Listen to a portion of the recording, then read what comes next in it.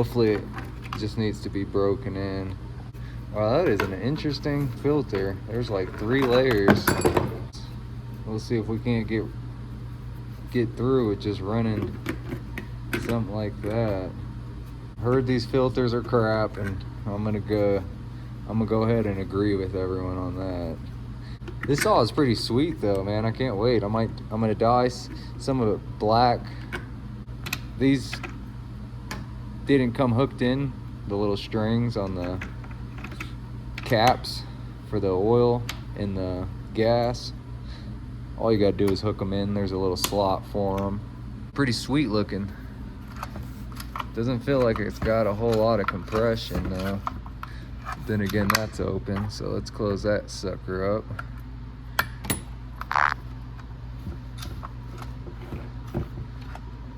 Okay. Dogs are pretty wimpy. Alright guys, here it is. Having problems with my oiler, and it seems like the tank vent is leaking. So I'll replace the tank vent in the oiler with just a OEM version. The air filter seems to be alright. I hear a lot of people don't really like it. It does alright for me, and I just put a rubber gasket on the outside, and that helps it from getting a bunch of fines, and the runs good.